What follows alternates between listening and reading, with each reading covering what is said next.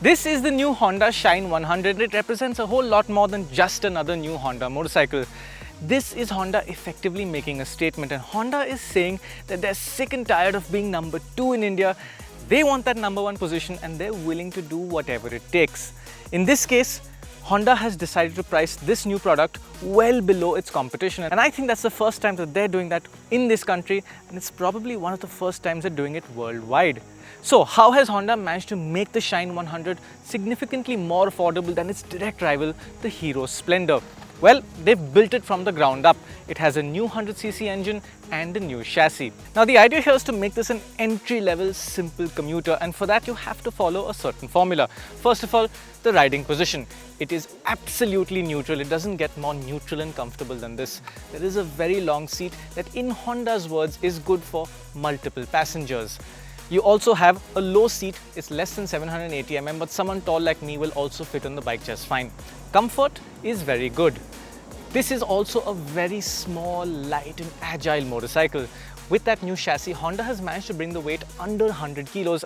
This bike weighs in at 99 kgs and it is beautifully light and agile to ride with a very tight turning radius. Now Honda has invited us over to the Ambi Valley city to try this bike out. These are pre-production models, they're not registered and we can't take them out onto the public road. So today is just a very basic first taste of this motorcycle because there's a lot that we cannot tell you about. We can't tell you about what it's like in the city, how its balance is when it's surrounded by a lot of traffic. We also can't tell you what the fuel efficiency is. That's a talking point I will get back to in a minute. As for performance, well, you get pretty much what you would with most 100cc motorcycles. The engine is closely benchmarked to the Hero Splendor. Power and torque figures are very similar. It is a new motor, but Honda has based it on their existing 110s, and whatever work they've done into the engine, and in fact whatever work they've done all over this motorcycle, is to try and save costs even more. So what we've experienced today is that it's a very smooth engine. You do feel some mild vibration in the handlebar and the foot pegs at high RPM, but this engine just has 150 kilometers on it, and I'm sure it'll smooth out with more miles and a service. Overall, you can expect a very smooth riding experience. Same goes for the gearbox. It's an all-up 4-speed gearbox. It shifts smoothly, the clutch action is light, and there really isn't much to complain or remark about there. As for that all-important question of fuel efficiency, well, on the one hand, Honda claims that this bike will be the segment leader, but at the same time, the company refuses to share an official fuel efficiency number.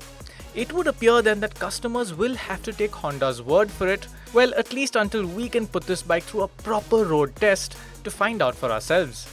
Now, because we're only allowed to ride the bike within Ambi Valley, there wasn't much to experience in terms of bad roads. It's all well and good riding in a lovely, high-end gated society with expensive villas all around.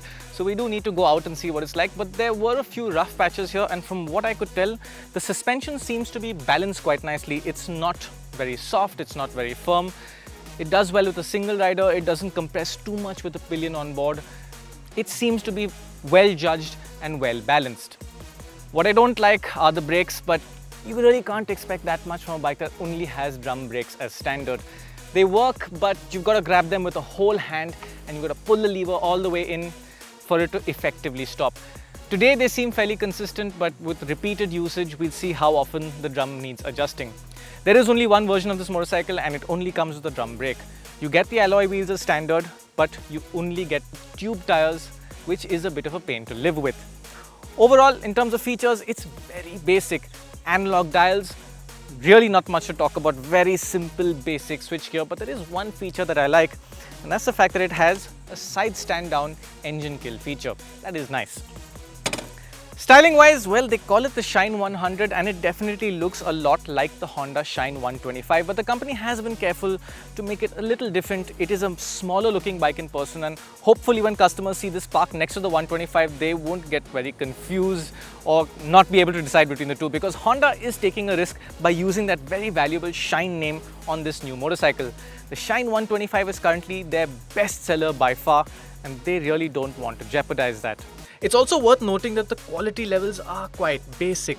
The stickers on the fuel tank and the side panels, as well as that small chrome garnish, do look good. Nevertheless, a closer look shows that the quality levels could be better. Some metal surfaces could do with a better finish, and the right side plastic panel is mounted in a way that allows a surprising amount of flex. Then again, there is also the question of how much can you really expect at this sort of price. At an introductory price of 64,900 rupees, the Shine 100 undercuts the cheapest Hero Splendor by nearly 9,000 rupees and the equivalent electric start-enabled Hero HF Deluxe by 1,500 rupees. For a Honda, that is quite unexpected, but it leaves one big question. Now, does this bike have what it takes to beat the Hero Splendor? Well, something like that sort of leadership takes years, even decades to build. So the Shine 100 definitely isn't going to roll out and slay the Splendor immediately. No, if it is able to do that, that will take time. What it has going in its favor is the fact that Honda has been really aggressive with the price. In fact, this is the most affordable motorcycle in India with a self-start button. That's quite impressive. But is that enough? Well, I really can't tell you right now because we need to take it out, we need to review it thoroughly and give you a full opinion of what this bike is like. For now, that's the first impression.